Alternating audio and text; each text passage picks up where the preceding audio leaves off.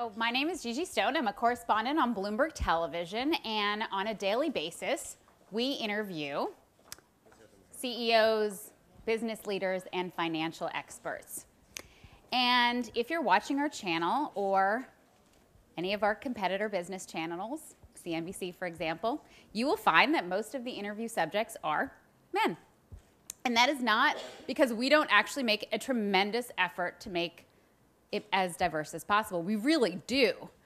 It is simply reflective of the reality out there, which is that even though women became 50% of college graduates 30 years ago, they make up only about 15% of top corporate jobs. Those numbers haven't moved since 2002, and about 3% of Fortune 500 CEOs. Not a new topic, but it is a constantly evolving one.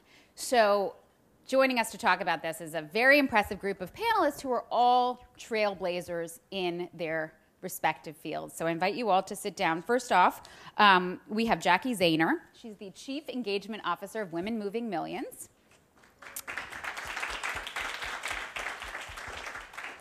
So Jacki is well known for channeling her resources to help advance gender equality. And prior to a full-time engagement in philanthropy, she was a partner and managing director at Goldman Sachs, which actually in 1996, she became the youngest woman and first female trader to be made a partner at the firm, which is no easy task. Linda Descano.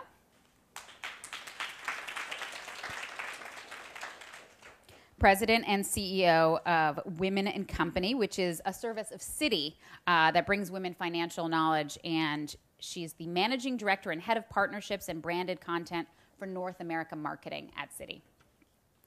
Also, with a slightly different perspective, we're lucky to have Ed Lewis.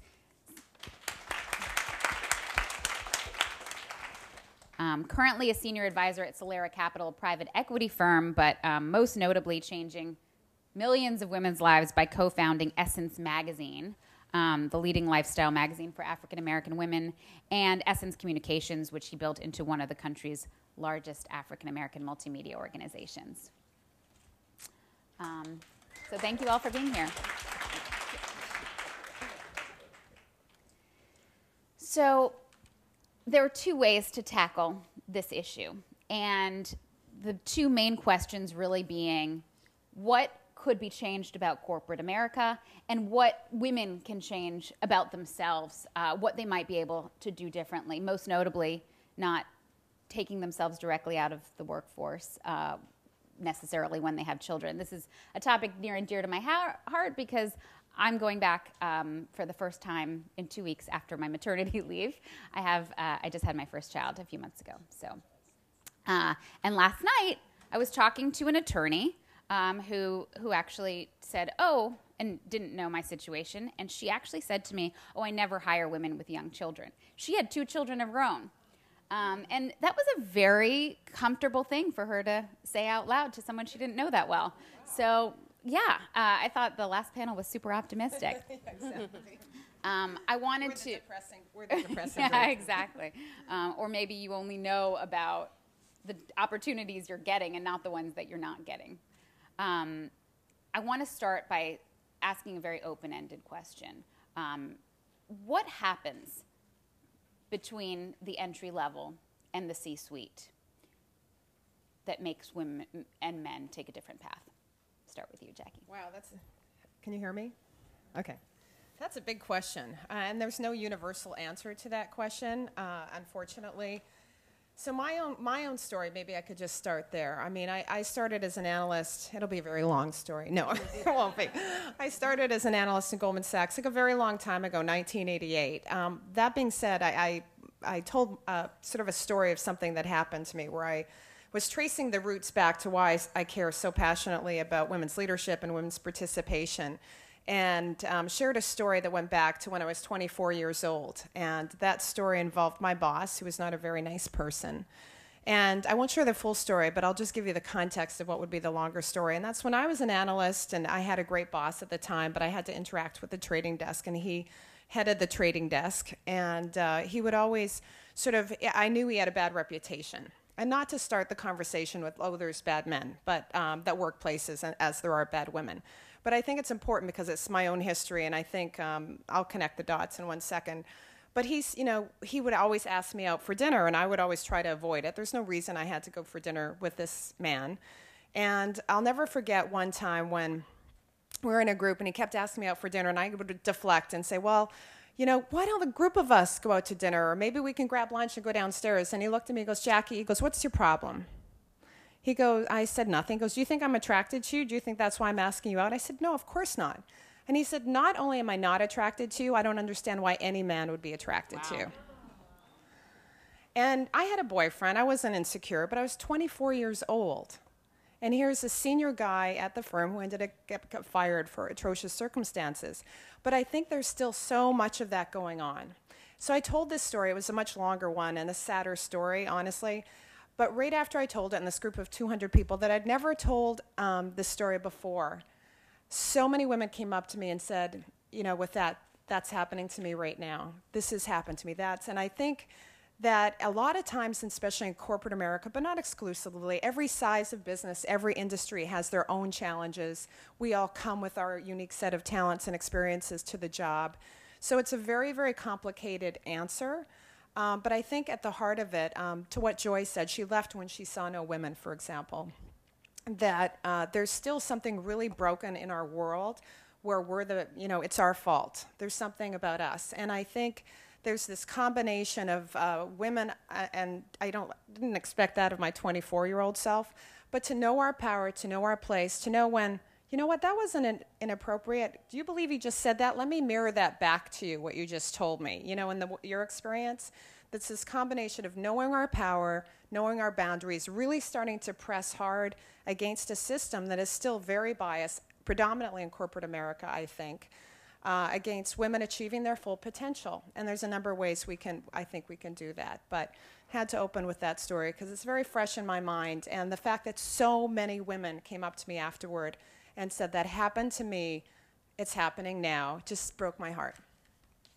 And that it gets turned back around at you. And that not only that, but we're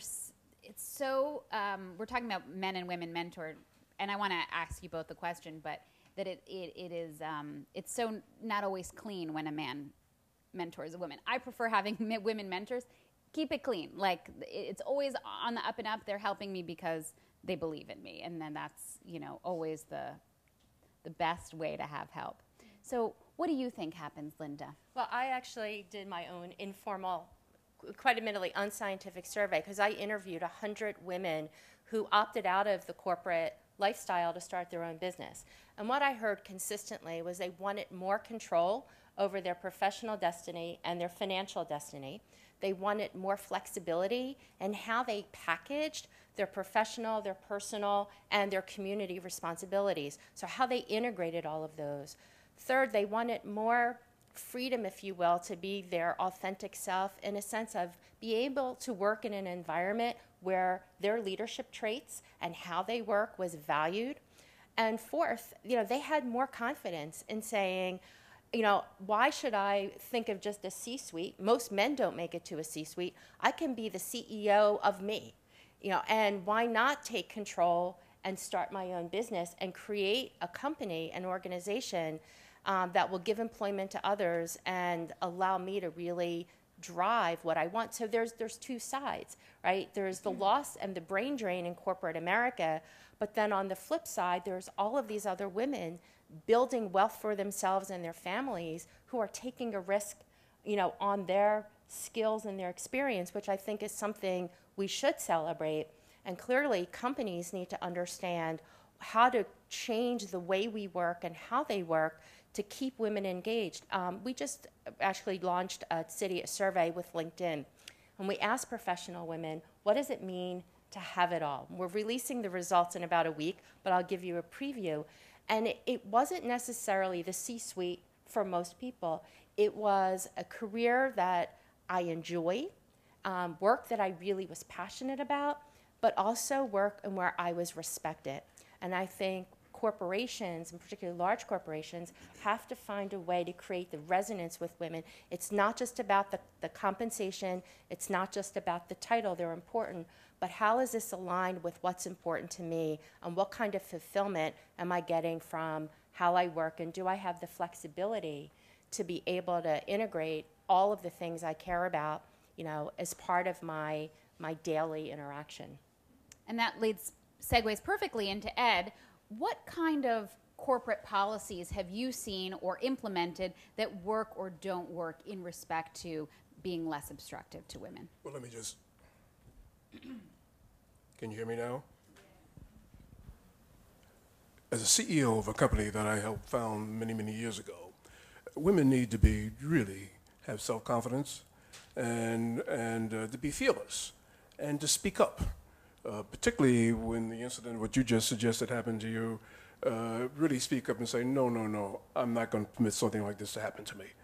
And in terms of developing the number of women who've come through Essence over the years, it was about developing their skill sets, their ability to delegate, to work incredibly hard, and to make sure that they're able to take criticism that is constructive and not personalize it, and in terms of trying to move them ahead.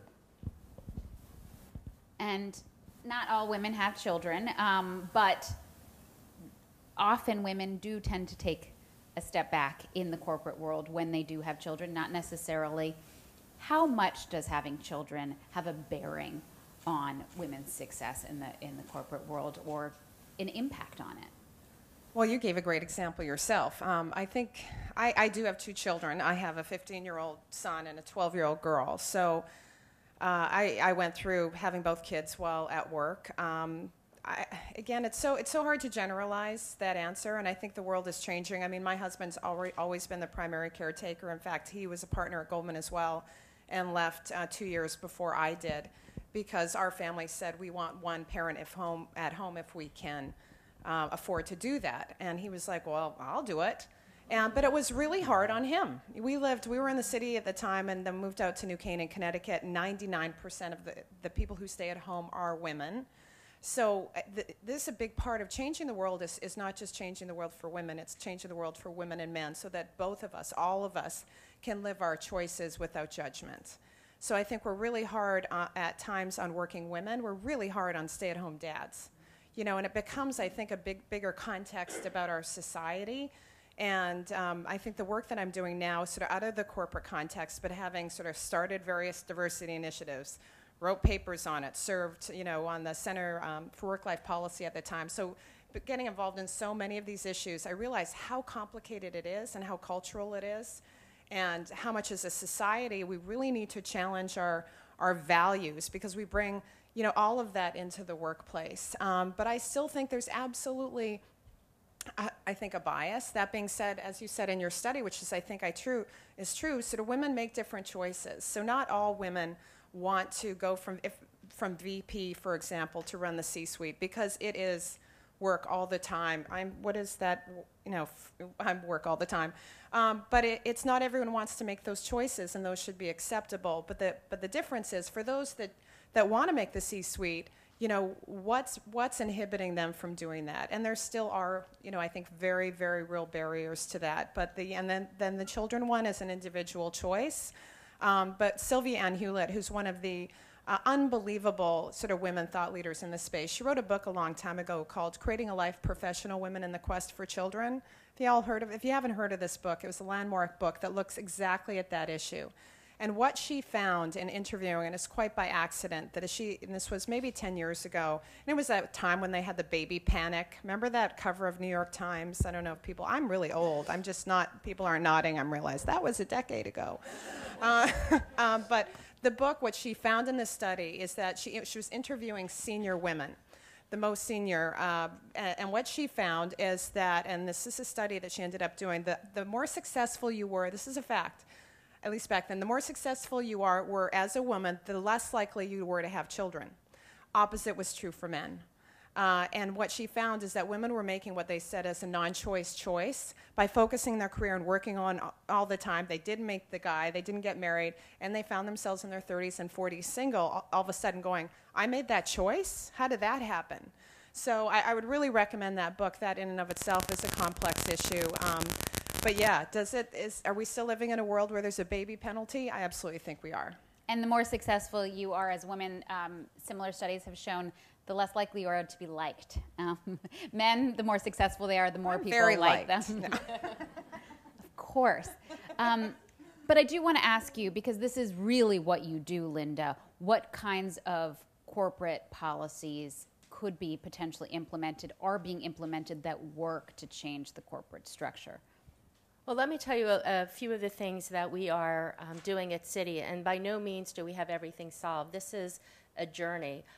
We have a global organization called Citi Women, which is our umbrella. It was started in 2006, led by two of our most senior women executives, and it provides a framework for how we're going to attract, retain, and develop women at all levels of the organizations. And fundamental is grassroots women organizations. We have 54 organizations around the world where women from across different business lines at different levels and different functions come together as a community to create community in their business, in their marketplace, and support each other through professional development activities, through community service, through fireside chats that they host with senior business executives, as a way of giving women resources that they could use. And you know what? There's a lot of men that participate as well. We complement that with different types of development programs that are offered to mid-career women as a way of retaining them, as well as for our high potential director and managing director executives, where it goes beyond coaching and development to mentorship and even sponsorship, looking at how do we create exposure across the enterprise, how we create more P&L experience and knowledge, and understanding what it takes to run a company as complex and broad at Citi. And there are a variety of informal and formal coaching exercises, in addition to all the pure leadership development programs, that creates an ecosystem that women can tap. We also have affinity groups for working parents. We have backup childcare and childcare services, as well as flexible work arrangements. So there's a variety of ways that working parents and caregivers, because it's not just those of us having to think about our children. Many of us are also grappling with how do we provide care support for our parents, and not think of this as women's issues, but as how are you going to engage the best talent over the next generation, and understanding you are in a war for talent. Because today, when I think about millennials, it's a bias towards entrepreneurship, not going into corporate America. And so it's building that ecosystem, and it really is women coming together in partnership with our male colleagues to help ourselves. And you know, I think of all of these are great, but it's what you and I do every day. Every interaction we have, online and in person, is a form of mentorship. It's our opportunity, by what we say and how we engage, to shape the lives of other women and men that we interact with. And of course, in that interaction, how we listen and how we observe gives us an opportunity to adapt and learn. And too often, I think we think of mentorship as a side, when we forget the power of the smallest engagement we have can mean so much to someone else. And creating that consistency and that network of support is key. And one of the points you made is perfect. Oh, yeah. We need to, it begins at the top. And you need to create an atmosphere of a family-friendly organization that tells women it's okay to have a child. It's okay to bring your child to the company. It's okay to have flexible programs with respect to when women start coming to work, to take care of obviously the needs of child care. But it really starts at the top in terms of making that kind of decisions. And this isn't about altruism or being socially progressive. This can actually help the company's bottom line by reaching out to this incredibly important consumer audience, and it can also change the way a company board would think or a company is run. So you could speak to that as well. So it's what I call a business imperative. It's in the self-interest, I believe, of companies to make sure that they have policies that really connect with women, because after all, they represent over 50% of the workforce. They're consumers. They spend an awful lot of money. They think differently.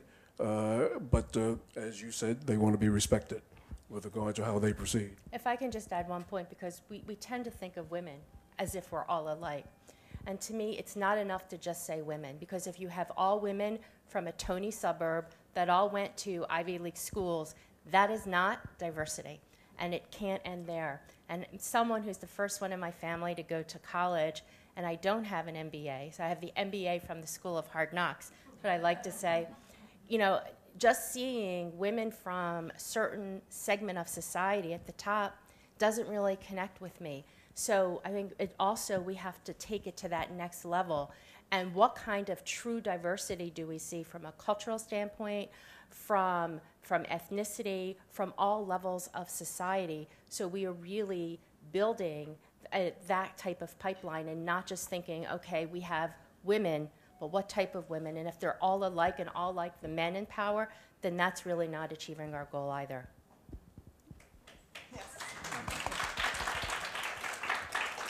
Yeah.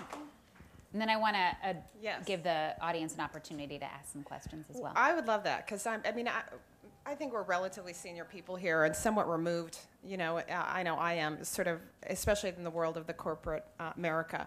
The thing that's an exclamation point for me is, and I was involved with setting up Goldman's first diversity, Office of Diversity, first women's leadership group in the early 90s. And I think we can't forget, and this is what makes me a little wild, is that, you know, these programs, by and large, corporate America has had corporate diversity officers, has had women's networks, have had all these things going on now for, if they were really progressive, 15 years, if they were clueless, 10 years. And the numbers have not changed. They haven't. Gina Davis is a good friend of mine, and we were chatting last night about, we're both like, we have pages of facts in our heads that make us wild. 1 in 3 women experience violence over their lifetime. 80% of the world's poor are women. I mean, we could go the 17% thing. Did you hear the 17% thing if you were there last night? Why is it 17%? And the fact is, not only are those numbers, despite women are 60% of undergraduates in the country of leading universities. I could go on and on. We know those statistics. Has that number not increased at all in the past 10 years, but rolled back? So I think the opting out thing is part of it, meaning they're so fed up with corporate America, especially at the VP level, because it is, frankly, that's where you get stuck. That's where your real life, the rubber hits the road, and you say, I can't do this, and I'm hating it, and I'm sick and tired, of it being that way. And I think, you get a lot of people, especially who can afford to leave. So I'm not actually happy at all about the state of the world right now for women. In fact, I'm really pissed off about it. And I think that we all have to get a little more angry and really challenge, the systems that are in place such that the world is the way it is, because it's really broken, and it's not only harming women, it's harming families, it's harming communities, it's harming men. And challenging corporate America is a really great place to start, because the fact is the numbers have not changed for a decade. Gigi, if I may interact on a personal level, I started at First National City Bank when it was First National City Bank. And when I went into the organization, we found out that there was a particular division of the bank called financial engineering, and that's a euphemism for credit analysis. But what I discovered is that those graduates who came from Harvard or University of Chicago or Wharton went into this division, but African Americans were not invited into the division. So several of my other colleagues and I decided to speak up, and we went to the senior people at Citibank and asked we wanted to be in that division. They accommodated us in terms of being in the division. What I said, you need to be fearless and speak up. Some of my colleagues thought we had lost our minds with respect to making decision to go talk to the people, because they thought we would jeopardize ourselves in not having jobs. But my attitude is that I have a phrase, I can't fall off the ground, which means even if something happens to me, I'm going to be able to land and keep moving on. That's great. Great story. It really is. And obviously there are similar challenges in terms of race and gender that we've seen over the past few decades. So please feel free to address the panelists with your own concerns or questions, or, you know, we can also ask them how they got to achieve what they have. Please go ahead.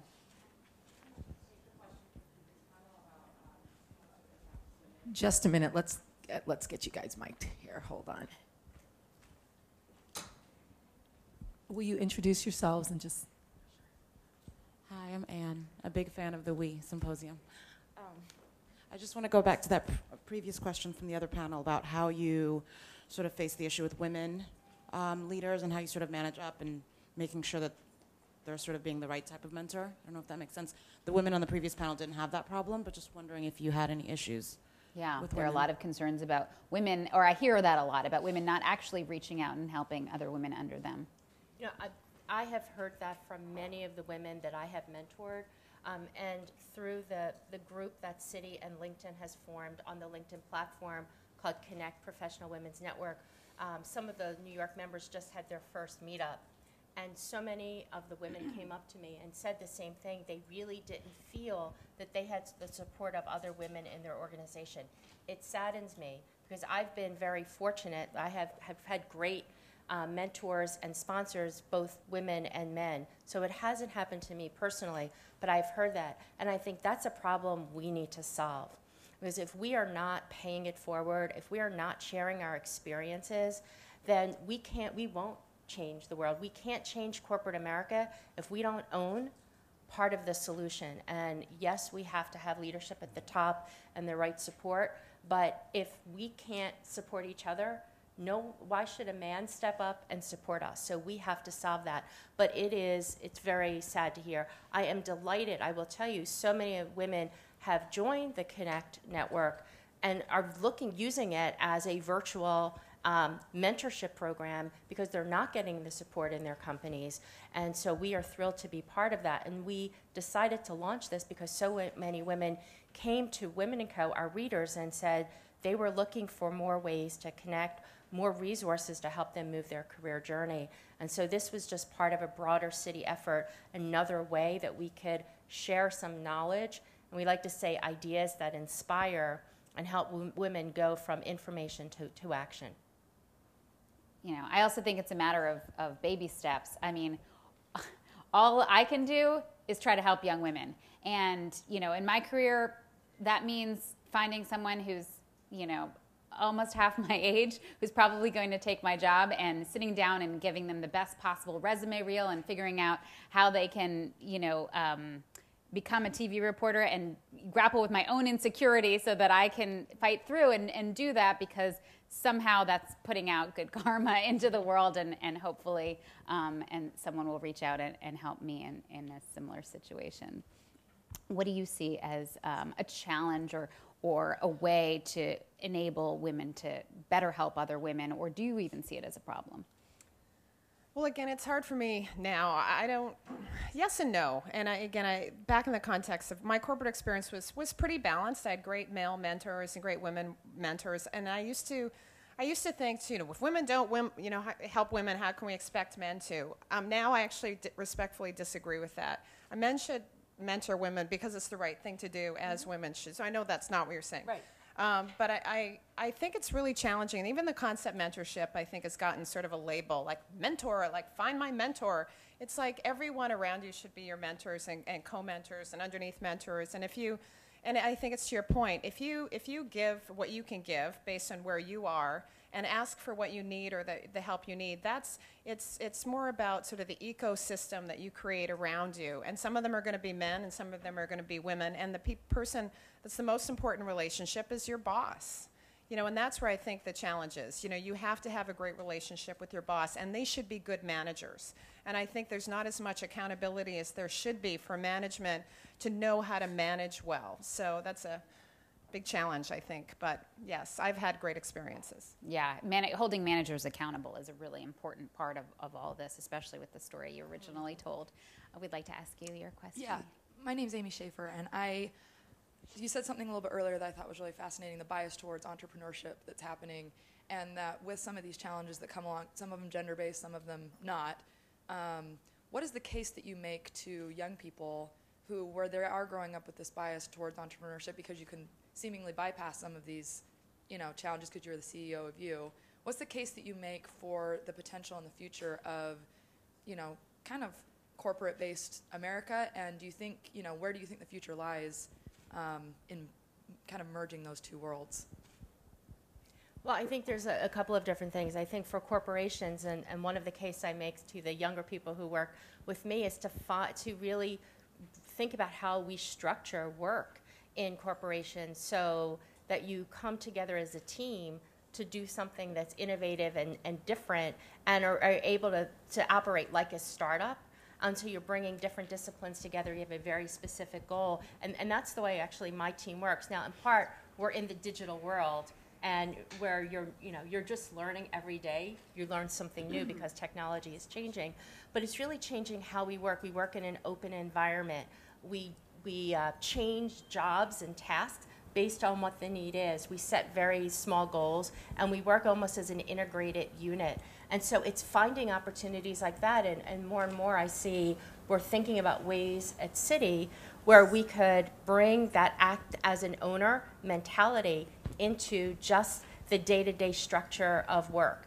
And secondly, I think for companies, it does change compensation. It does change how you think about career, that people are not just looking necessarily be specialists moving up, but a lot of these switchbacks where as the CEO of you have a sense of what experience and skills. So companies finding a way to give people more mobility and make it very transparent about how do you get from A to B, and having the flexibility either through internal internships or being seconded to different teams where you can go off in 6 months and try something, but know that you can come back to your home team. And we've actually done that in a couple of ways of taking people from another part of the company, embed them in a unit, give them some experience. They're bringing their subject matter expertise. They're learning something in return, and then they go off to a different assignment. So those are some of the things I think that companies have to think about, but do it in a much larger way and in a much more structured way so people see those opportunities. It's easy to apply. And you can track over time retention. But those are things that are really in pilot stage. And today, you kind of do because you know people or you find them. But I think that's going to be incredibly important if we want the best talent to stay in a corporate setting. Oh, I had a question. I wanted to talk about, this is like mentorship within the company, but unfortunately the NAACP just did a report on single black women, and a lot of them aren't even employed. They're not even in companies. So are companies doing something to reach out to them? Black women are in peril. They're making pennies on the dollar compared to white women. What are we doing to reach out to those women? So working for a large company, there are a number of ways that we work with women across different socioeconomic levels. We work with Axion and other organizations on micro-entrepreneurship. We have a lot of community service organizations that Citi funds that does capacity building in communities in terms of financial literacy, economic literacy, on how to help people build job skills. We facilitate training for minority and women-owned businesses on just how do you grow your business, how do you become that seat of employment in your community. And then for organizations like Dress for Success, I personally helped build a financial literacy program that complemented a lot of the workplace training that's done so that we're bringing some of that knowledge and mentorship. And then through just employees getting together and doing volunteer programs and putting our experience and our time to work to serve as mentors for different communities of women. And I think many companies do this in various ways, but it is something that through our community development program and through our foundation that is of particular importance. It's one of, as you can see, one of my passions is we have to reach out at all levels in all communities of women and share that knowledge and build up. And I think micro-entrepreneurship is one important way. And I have to tell you, having been a volunteer with Dress for Success and working with some of the women through the program, the pride when they, get that paycheck and they're starting their business means so much. And my grandmother grew up in an orphanage, and she came over, arranged marriage, 7 children. My grandfather died. She worked 3 jobs, and she was a door-to-door salesperson. She cleaned homes, but she put food on the table, and she instilled in that sense of, you have to give back, because she knew what it was like. We know what it's like. And so I'm thrilled to be able to work with a company that's trying to bring that same energy and instills in us as employees that commitment to service. I also think we need to define what we mean by mentorship. I define mentorship in terms of really personal interaction that takes place between 2 human beings. I think what we need is more sponsorships to get people in senior positions really sponsoring to advance individuals as they move forward within the corporations.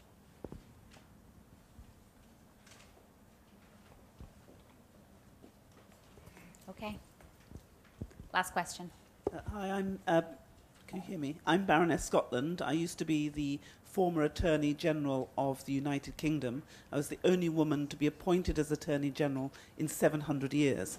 Wow. So, yeah.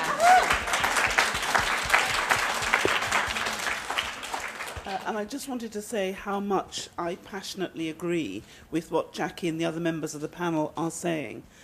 You do have to get a bit mad now because things haven't changed, but we can change it. And I think one of the messages I'd give to younger women is that you have as much power as you choose to take. And if you take that power, you can use it for the benefit of others. And together, if you think about how much power is in this room, amongst yourselves, not just on the panel, think about what we could do. And each and every one of us, whether we like it or not, are a role model. So you will be a role model for an 8-year-old if you're 13. If you're 18, you're a role model for the 13-year-old. And so what Jackie and the others have been saying means that we can all change this. And I think what is being done is absolutely fantastic. I didn't become a mother until after I became one of Her Majesty's Queen's Counsel. And the other thing is people think you do that deliberately. And one of the problems we have is many women who are highly committed to their career end up not having a good time or finding it very easy to have children, something that's not talked about as well. So you can have it all, but only if we all work together. Well, just to comment on the power thing. So I'm lucky one of my friends is Gloria Steinem, and she's a constant source of inspiration, and we had a conversation with her a couple days ago, and we got talking about power. And she said, power isn't something you're given, it's something you have. And I think we really can't forget that. And the work that I'm doing now is sort of, our mission is to mobilize unprecedented resources for the advancement of women and girls. And part of that is us just realizing how much power we have in so many million ways, like you were talking about, the interaction piece in our pocketbook in terms of what we consume, how we consume it. You can consume it with a message. You can spend it with a message. Our investment dollars are huge. Our voices. I'm working on a paper with these amazing women on the power of online feminist organizing. There's so much happening online. You can show up. You have power by showing up to something and making your voice, signing a petition. So I think that women are half the world. And the fact that we're half the world, we have so much economic power, so much power, period, and things are where they are at this moment, is a call out to us and good men in partnership to say, what are our power tools? My favorite book on that topic, I'm a bookie, is Gloria Felt's book, Power, No Excuses. Everyone needs to get that book. Gloria Felt is amazing, and she reframes power as not power over, but power to. Power to. So when you say, you're thinking that power thing, you're like, damn right I am. I have power to change the world, and that's why I'm using it. So power. Let's embrace it. Inspirational and practical advice. Perfect note to end on. Thank you so much. Guys. Thank you. Thank you very much. So let's give them a big round of applause, and hopefully you've taken away a few things in your storage tank from this panel.